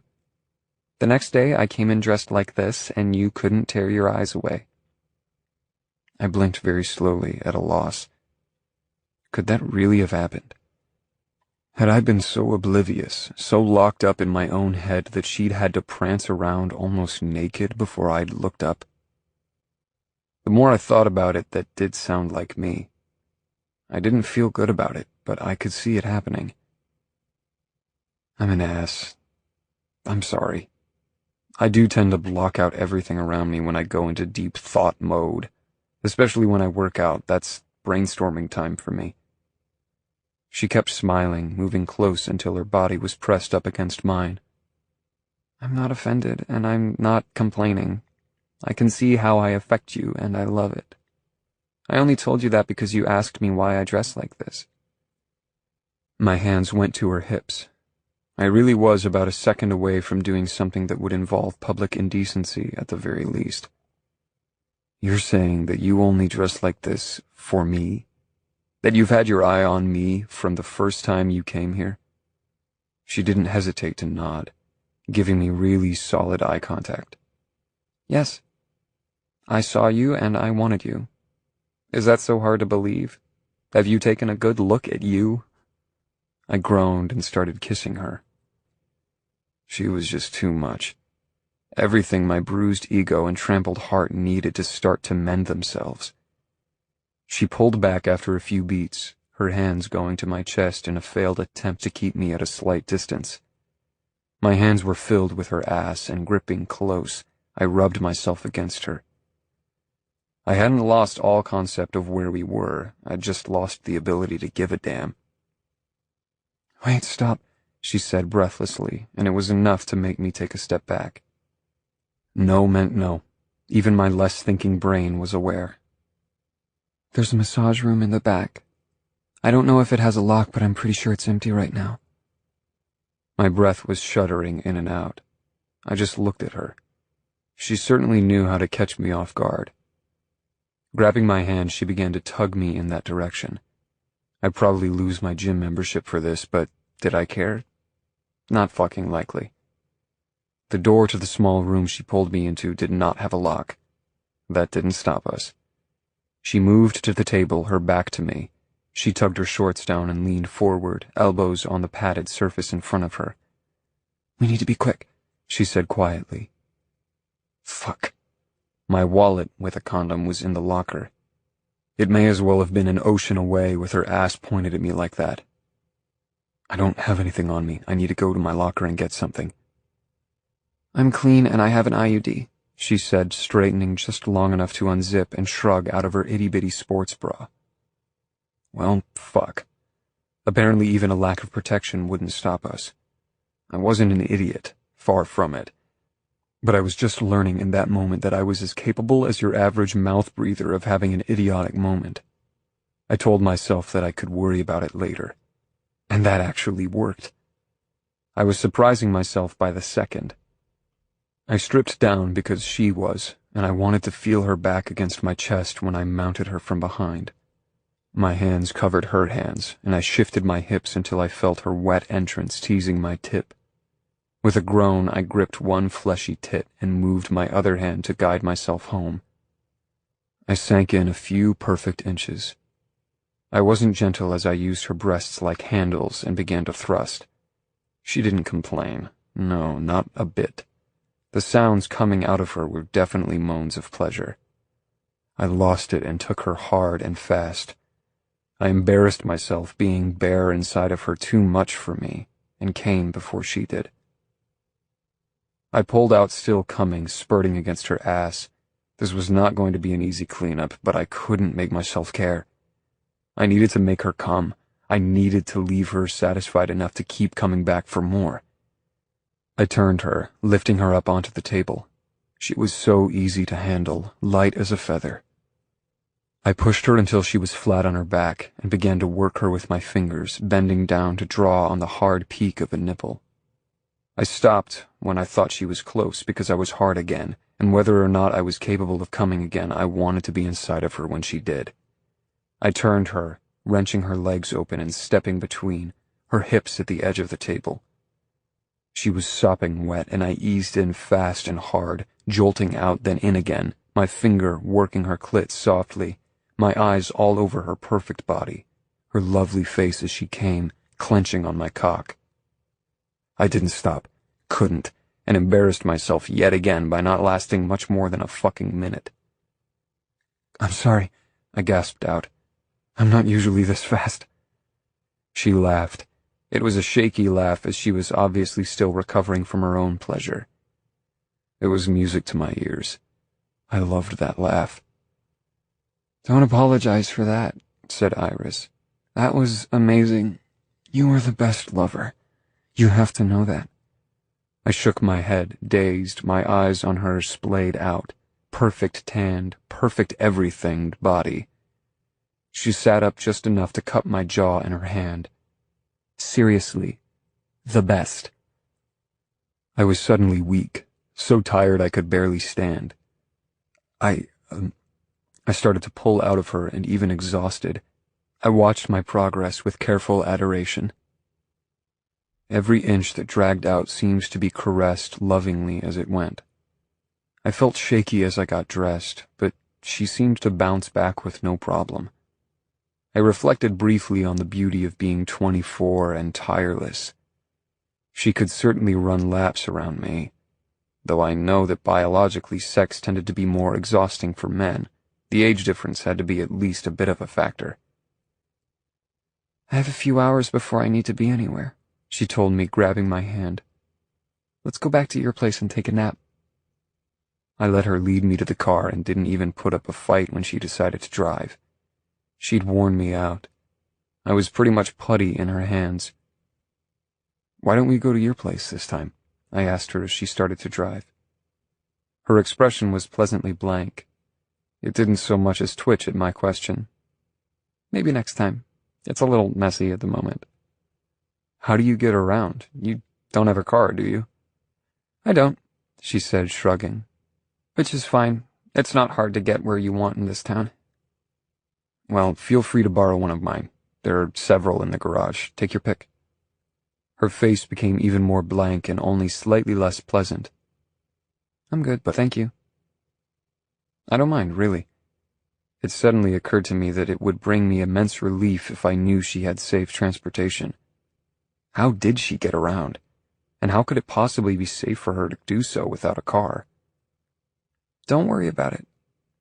"I am worried about it. Just pick a car and use it. It would make me feel better if you did." "No, thank you." "Why not?" "Because I'm not here to use you. I have a feeling you've had a bit too much of that in your life, Dare." "You wouldn't be using me. I'm offering. For me, because it would make me feel better to know you have a safe way to get around." She patted my knee and didn't say another word about it, no matter what I said. It was infuriating. She was as stubborn as she was sweet. Sweet and affectionate. Even as she drove, she kept reaching over to touch me, sweet touches, stroking my cheek, rubbing my shoulder, patting my hand. I was still tired, still sleepy, but I sat there like a stone, hands on my knees while she did it. It feels nice to be touched, I mused. It was comforting, it occurred to me, and I was surprised by the thought. Chapter 8. I fell asleep the second I laid myself out on my bed and more than half expected to wake up alone. But I didn't, this time. I roused wrapped around her, her little blonde head burrowed under my chin, one of her arms thrown over my ribs, her blunt nails tracing soft patterns onto my back. It was still light out, so it couldn't be that late. I was relieved. I wanted more of her and not tomorrow. Today. Now. My hand stroked over her soft hair and she shifted back to look at me, her gaze very alert as though she hadn't slept at all. I took her face in both hands and started kissing. It was a slow, open-mouthed kiss, wet and warm and perfect. I would have been happy just to stay in bed and keep kissing her like that, but she went limp, then started moaning, and I knew it wouldn't be enough for long. My hands started wandering. She was wearing a white t-shirt, one of mine, I thought, but I quickly discovered that she wore nothing underneath. She'd showered while I slept, I could tell. Her hair was dry, but she smelled like my soap. My inner mouth breather, the one that was just now coming forth, loved that, relished that it marked her as mine. I pulled away from her soft mouth with a gasp, buried my face in her neck, and took the deepest breath. This thing between us, this insane energy that took me over when she came near, didn't seem to be fading the more I had her. It was the opposite. I really hoped she wasn't going to disappear from my life anytime soon, but I was very aware that I had little to no control over that. She pulled away suddenly, shifted her body out from under mine and moved away. I blinked, once, twice, trying to shift gears, attempting to keep up with whatever was going on, but my body was not cooperating. "We need to eat," she told me, her face and voice unreadable. "We skipped lunch and it's time for dinner. I'm starving." I nodded my head, still trying to resurface from my lust haze. I wasn't sure how she did it, but my brain was not functioning yet. "Do you mind if I poke around in your kitchen to see what there is to eat?" she asked, already moving off the bed. I was still throbbing, my eyes on her body, my mouth forming words that had almost no meaning to me. "Make yourself at home." She strode from the room. My hand went to my cock and started stroking. I couldn't shift gears that fast, and I needed relief. It wasn't like I wasn't used to hand jobs, and I had some delicious visuals in my head just from the last 10 minutes alone. "Come keep me company," I heard her call from the hallway, and I stopped jerking with a curse. If there was even a small chance I could get off with her instead of just thinking of her, I had to take it. Who knew how long this little fling of ours would last? Certainly not me, and I needed to savor every luscious encounter. I slipped on a pair of gym shorts, and that was it. I was hoping to need as little clothing as possible again in the very near future. She was already setting food out on the counter nearest the stovetop when I joined her in the kitchen. I leaned back against the island, folding my arms over my chest, and watched her. I'd found the one place in the oversized room to stand that would crowd her. She didn't complain. "I hope you don't mind breakfast for dinner. I'm making French toast and bacon." I heard her, I just didn't really process her words, still watching her and throbbing in time to her every movement. "I can't believe you have actual butter in your house. You even had a stick at room temperature and powdered sugar. Do you bake?" The fact that she'd made the last bit a question was the only thing that had my mind catching up, and my mouth answering, "I don't know. The lady that does my grocery shopping and cleans the house likes to use my kitchen for baking when she's here." "Wow, do you ever do something crazy and, eat a cookie?" I laughed, but she was reaching up into the cupboards to grab something, and my t-shirt rode up high on her thighs, then her ass, and the laugh cut off short. "Yes, sometimes I'll eat a cookie." I said it with a straight face, barely. "Well, that's something. I won't press my luck and ask you how you feel about butter." I didn't answer or react. Not for a long time. I just watched as she cooked, and when she had laid out 5 pieces of egg-coated bread in a skillet on the range top, and was rinsing her hands while they sizzled and cooked, I moved in behind her, pressing the front of my body hard against the back of hers. I had to fight not to take her right there, right then. But something she'd said had stuck with me, and I was feeling adventurous.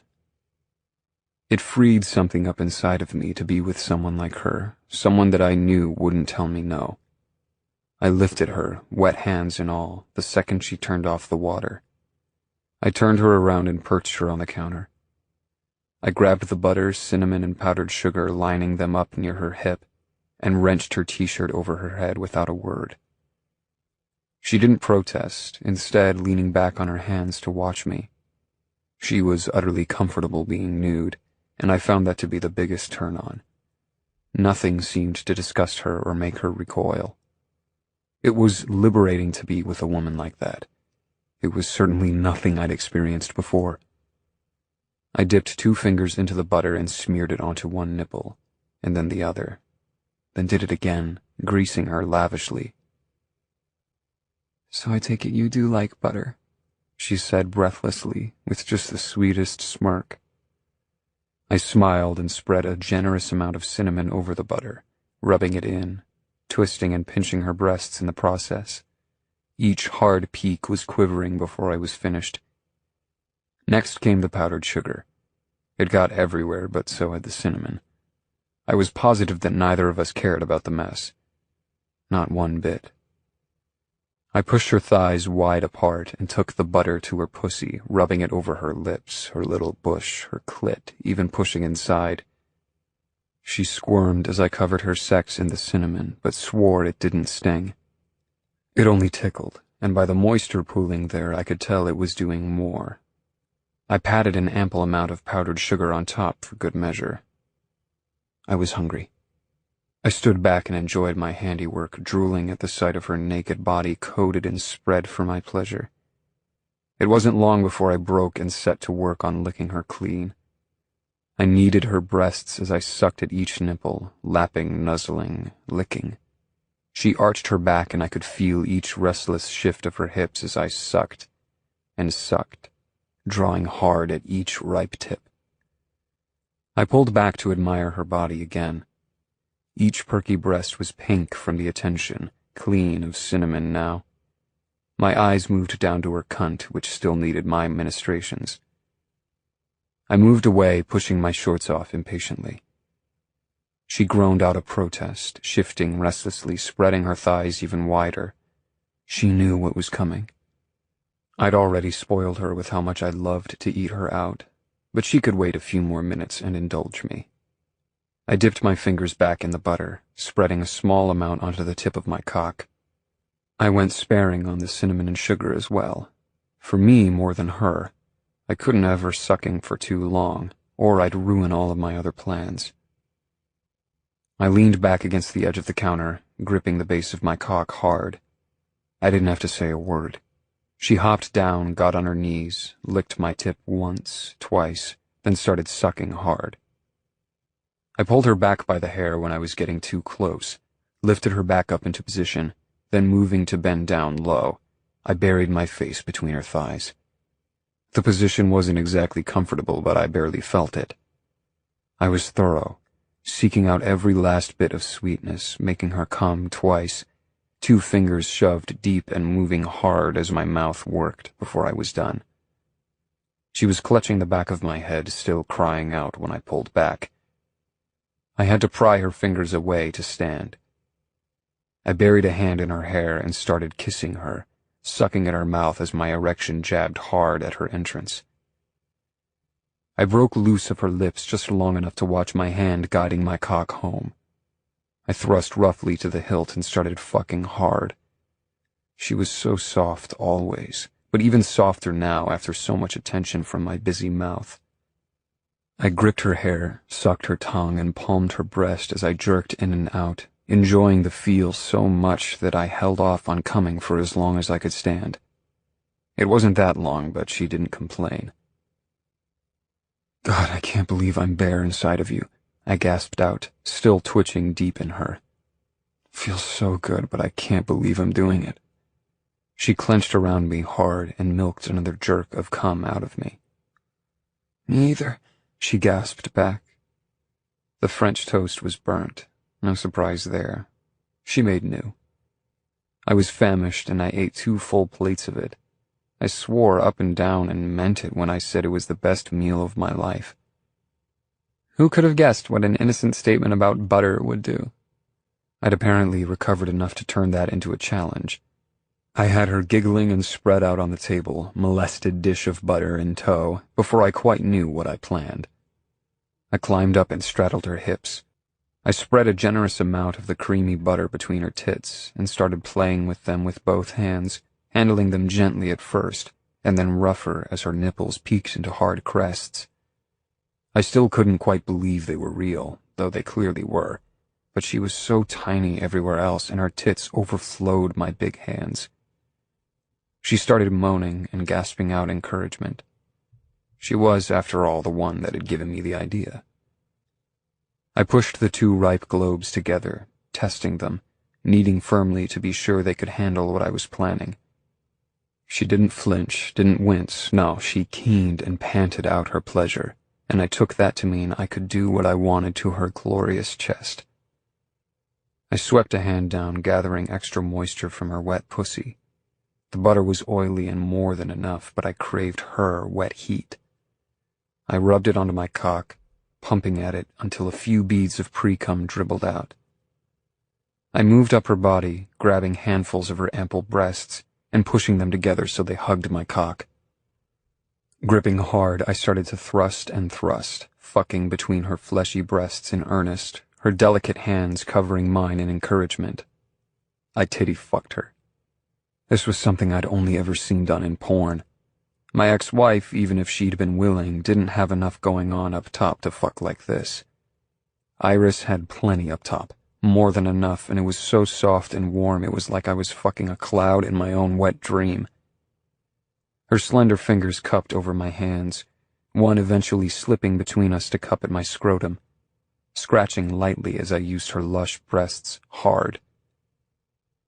I lost my mind when I came, fisting my cock and spurting semen all over her chest up onto her chin, crawling up until my cock was jutting into her cheekbone, and I'd marked a good portion of her pretty face. I apologized profusely for it, swore I had no